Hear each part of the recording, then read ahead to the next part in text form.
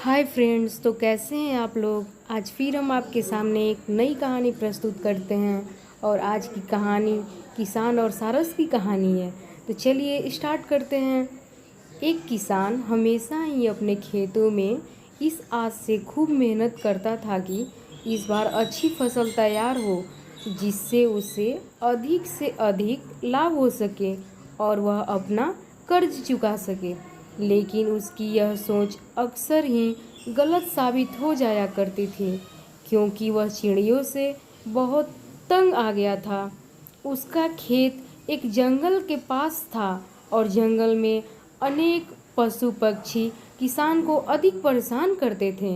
किसान जैसे ही खेत में बीज बोकर पटाकर घर जाता, वैसे ही झुंड के झुंड पक्षी या पशु उसके खेत में आकर बैठ जाते और मिट्टी कुरेद कुरेद कर बोए हुए बीजों को खाने लगते, जिससे किसान अत्यंत चिंतित रहता था और मन ही मन बहुत परेशान रहता था।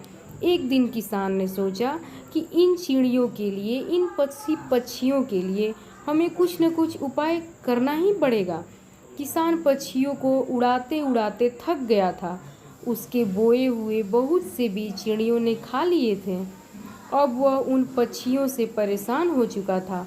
वह बार बार बीज बोता था और हर बार पक्षी उन बीजों को कुरेद कर खा जाते थे और उसे फिर से नए बीज बोने पड़ते थे। पक्षियों से परेशान होकर इस बार किसान शहर से एक बहुत बड़ा जाल ले आया। उसने पूरे खेत पर जाल बिछा दिया और जाल बिछाकर घर चला गया।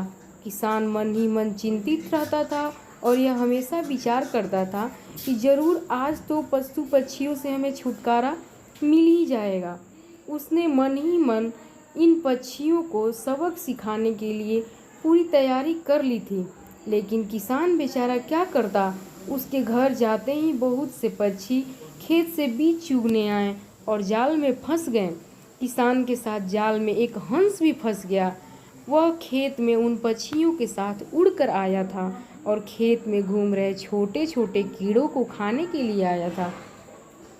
सभी पक्षी रात भर उस जाल में फंसे रहे और अगली सुबह जब किसान खेत पर आया तो उसने देखा खेत में लगाए हुए जाल में बहुत से पक्षी फंसे हुए हैं और उन पक्षियों के एक साथ हंस भी जाल में फंसा हुआ है। अब किसान को देखकर सभी पक्षी भयभीत हो गए।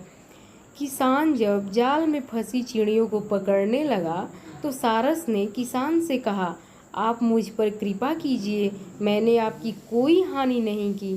किसान ने बहुत मन लगाकर बहुत ध्यान से सारस का बात सुना। फिर सारस ने कहा, मैं न तो कोई मुर्गी हूँ, न ही बगुला और न ही बीज खाने वाला कोई पक्षी। मैं तो एक सारस हूँ। मैं तो खेत को नुकसान पहुँचाने वाला कीड़ों को खाता हूँ। कृपा कर मुझे छोड़ दें। किसान अपने खेत में होने वाले नुकसान के क्रोध से भरा हुआ था। वह बोला, तुम ठीक तो कहते हो, लेकिन आज तुम भी इन बीज खाने वाली चिड़ियों के साथ पकड़े गए हो, जो मेरे खेत के बीज को खा जाया करती थी। तुम भी इन्हीं के साथ ही हो। तुम इनके साथ आए हो तो इसका दंड भी इन्हीं के साथ भोगोगे। जो जैसा के साथ रहता है वैसा ही समझा जाता है। बुरे लोगों के साथ में रहने तथा बुरा ना भी करने वाले को भी बुरा ही समझा जाता है और वह भी सम्मान दंड के अधिकारी होता है। इस प्रकार उपद्रवी चिड़ियों के साथ भर रहने मात्र से बेचारे हंस को भी बंधन में रहना पड़ा। तब तो आपको इस कहानी से क्या सीख मिलती है कि हमें बुरे लोगों की संगति में नहीं रहना चाहिए। चलिए अब जल्दी से हमारे चैनल को सब्सक्राइब कर दीजिए, कमेंट कर दीजिए। धन्यवाद।